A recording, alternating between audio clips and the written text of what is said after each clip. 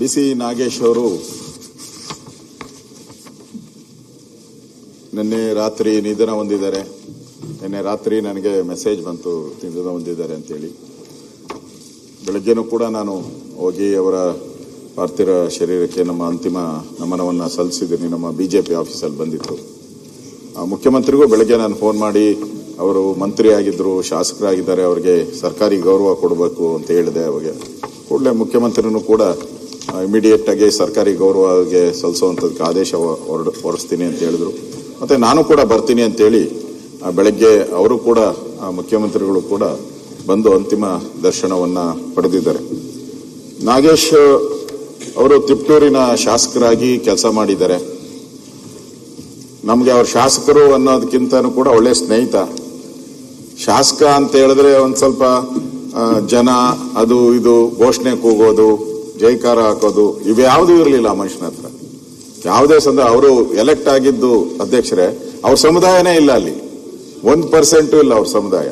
ಆದ್ರೂ ಕೂಡ 2 ಬಾರಿ ಅಲ್ಲಿ ಅವರ ಜನಾನಾಗಿತನದಿಂದ ಮತ್ತೆ ವಿಶ್ವಾಸದಿಂದ 2 ಬಾರಿ ಅವರು ಆಯ್ಕೆಯಾಗಿದ್ದಾರೆ.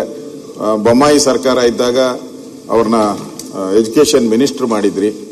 ಆಗ ಕರ್ನಾಟಕದ ಎಜುಕೇಶನ್ ಅಲ್ಲಿ ವಿವೇಕ ಕೇಂದ್ರಗಳನ್ನ ತೆರೆಯುವಂಥದ್ದು, ಅಂದ್ರೆ ಶಾಲಾ ಮಕ್ಕಳಿಗೆ ವಿವೇಕಾನಂದರ ಬಗ್ಗೆ ಒಂದು ಮಾಹಿತಿಯನ್ನ ಕೊಡುವಂಥದ್ದು, ಭಾರತೀಯ ಸಂಸ್ಕೃತಿ ಬಗ್ಗೆ ಈ ತರದೆಲ್ಲ ಬಹಳಷ್ಟು ಒಳ್ಳೊಳ್ಳೆ ವಿಚಾರಗಳನ್ನ ಆ ಶಾಲೆಯ ಮಕ್ಕಳಿಗೆ ಕಲಿಸ್ಕೊಡುವಂಥದ್ದು, ಮತ್ತೆ ಸರ್ಪ್ರೈಸ್ ವಿಸಿಟ್ ಶಾಲೆಗಳಿಗೆ ಸರ್ಪ್ರೈಸ್ ವಿಸಿಟ್ ಮಾಡುವಂಥದ್ದು, ಆ ಶಾಲೆಗಳಲ್ಲಿರುವಂಥ ಕುಂದುಕೊರತೆಗಳನ್ನ ಹೇಳುವಂಥದ್ದು. ವಿಧಾನಸಭೆಯಲ್ಲೂ ಅಷ್ಟೇ ಎಲ್ಲ ಅವರು ಪಕ್ಷಾತೀತವಾಗಿ ಎಲ್ಲ ಶಾಸಕರಿಗೂ ಬಹಳ ಪ್ರೀತಿಯಿಂದ ಅವ್ರ ಜೊತೆ ನಯ ವಿನಯದಿಂದ ನಡ್ಕೊಂತ ಇದ್ರು.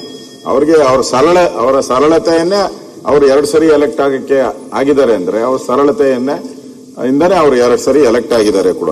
ಅವರು ಹಿಂದೆ ನಮ್ಮ ರಾಷ್ಟ್ರೀಯ ಸ್ವಯಂ ಸೇವಕ ಸಂಘದಲ್ಲಿ ಕೆಲಸ ಮಾಡಿದ್ದಾರೆ, ABPL ಕೆಲಸ ಮಾಡಿದ್ದಾರೆ, ಆಮೇಲೆ ಬಿಜೆಪಿಯಲ್ಲಿ ಅವರು ಸ್ಪರ್ಧೆ ಮಾಡಿ ಸೋತು ಇದ್ದಾರೆ, ಗೆದ್ದು ಇದ್ದಾರೆ.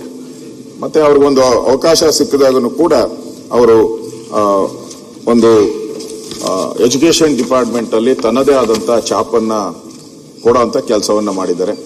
ಕಳೆದ ನನಗನ್ಸುತ್ತೆ 4-5 ವರ್ಷದಿಂದ ಅವರಿಗೆ ಬ್ರೈನ್ ಟ್ಯೂಮರ್ ಏನೋ ಆಗಿತ್ತು. ನಾನು ಕೂಡ ಅವ್ರನ್ನ ಭೇಟಿ ಮಾಡಿದ್ದೆ, ಅವ್ರನ್ನ ಮಾತಾಡಿದ್ದೆ.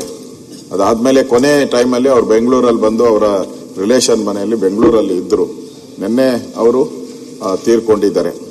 ಒಟ್ಟಾರೆ ನಮ್ಮ ಬಿಜೆಪಿ ಪಾರ್ಟಿಗೂ ಒಂದು ನೋವಾಗಿದೆ, ಇಡೀ ಅವರ ಕಾನ್ಸ್ಟಿಟ್ಯೂನ್ಸಿ ಜನನೂ ಕೂಡ ನೋವಾಗಿದೆ ಇದರಿಂದ. ಅವರಷ್ಟು ಬಹಳಷ್ಟು ಅಭಿಮಾನಿಗಳು ಕೂಡ ಅವರ ಸ್ನೇಹಿತರು ಕೂಡ ಎಲ್ಲಾ ಪಾರ್ಟಿಯಲ್ಲೂ ಇದ್ದಾರೆ. ಎಲ್ಲಾ ಪಾರ್ಟಿಯವರು ಅವ್ರನ್ನ ಪ್ರೀತಿಸ್ತಾ ಇದ್ರು. ಯಾರನ್ನೂ ಅವರು ದ್ವೇಷ ಮಾಡಿದ್ದು ಯಾರ ಜೊತೆ ನಾನಂತೂ ನೋಡಿಲ್ಲ. ಯಾರ ಜೊತೆ ಜಗಳ ಮಾಡಿ ವಿರೋಧ ಕಟ್ಕೊಂಡಿದ್ದಂತೂ ನಾನು ನೋಡಿಲ್ಲ. ಬಹಳ ಸರಳವಾದಂತ ಒಬ್ಬ ಸ್ನೇಹಿತ ಇವತ್ತು ನಮ್ಮ ಮಧ್ಯೆ ಇಲ್ಲ. ಬಹಳ ನೋವಿನ ಸಂಗತಿ ಅಂತೇಳಿ ಬೆಳಗ್ಗೆನೂ ಕೂಡ ನಾನು ತಮ್ಮ ಹತ್ರನೂ ಕೂಡ ಫೋನಲ್ಲಿ ಮಾತಾಡಿ ಹಿಂಗೆ ನಾಗೇಶ್ ಅವರು ತೀರೋಗಿದ್ದಾರೆ ಸರ್, ಒಂದು ಅರ್ಧ ಗಂಟೆ ಮುಂದೆ ಹಾಕಿ ನಾವೆಲ್ಲರೂ ಕೂಡ ಅಂತಿಮ ದರ್ಶನಕ್ಕೆ ಹೋಗ್ಬೇಕು ಅಂತ ಹೇಳಿದ್ದೀನಿ. ಅದಕ್ಕೋಸ್ಕರ ನಮ್ಮ ಕೇಂದ್ರ ಸಚಿವರು ಕೂಡ ಎಲ್ಲರೂ ಬಂದಿದ್ರು. ಅವರ ಪಾರ್ಥಿವ ಶರೀರವನ್ನ ಈಗ ತುಮಕೂರಿಗೆ ತಗೊಂಡೋಗಿದ್ದಾರೆ.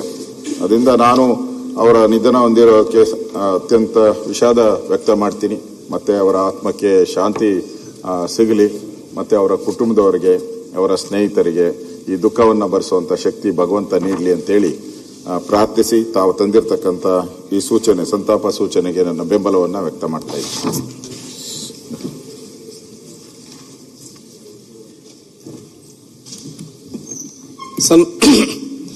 ಸಭಾಧ್ಯಕ್ಷರೇ, ಅವಕಾಶ ಧನ್ಯವಾದ ಸಲ್ಲಿಸಿಕೊಂಡು ಬಹುಶಃ ಬಿಸಿ ನಾಗೇಶ್ ಅವರ ನಿಧಾನವು ಬಹುಶಃ ನಮಗೆಲ್ಲ ಅತ್ಯಂತ ಇವತ್ತು ಒಂದು ನೋವಿನ ವಿಚಾರ ಅಂತ ಹೇಳಲಿಕ್ಕೆ ನಾನು ಇವತ್ತು ಬಯಸ್ತೇನೆ. ನಾನು ಯಾವಾಗಲೂ ಮಾತು ಹೇಳ್ತಾ ಇರ್ತೇನೆ, ಪ್ರತಿಯೊಂದು ಸಾವಿಗೂ ಕೂಡ ಅದರ ಒಂದು ಸಂದೇಶವಿದೆ. ಪ್ರತಿಯೊಂದು ಸಾವಿಗೂ ಕೂಡ ಅದರ ಅದೊಂದು ಸಂದೇಶ ಇದೆ. ಸಭಾಧ್ಯಕ್ಷರೇ, ಬಹುಶಃ ನಾವಿವತ್ತು ಬಿಸಿ ನಾಗೇಶ್ ಅವರ ಮರಣಕ್ಕೆ ಸಂಬಂಧಪಟ್ಟ ನಾವು ಇವತ್ತು ಆ ಶ್ರದ್ಧಾಂಜಲಿ ಅರ್ಪಿಸುತ್ತಿದ್ದೇವೆ. ಇವತ್ತು ನಮ್ಮಲ್ಲಿ ಏನಾದರೂ ಉಳಿಯುವುದಿದ್ರೆ ನಮ್ಮ ಅಧಿಕಾರ, ಆಸ್ತಿ, ಅಂತಸ್ತು ಯಾವುದು ಜಾಸ್ತಿ ಉಳಿಯುವುದಿಲ್ಲ. ಇದ್ದಂಥ ಸಂದರ್ಭದಲ್ಲಿ ನಾವು ಯಾವ ರೀತಿ ಇರ್ತೇವೆ ಅದು ಮಾತ್ರ ಇವತ್ತು ನೆನಪಿಟ್ಟುಕೊಳ್ತಾರೆ.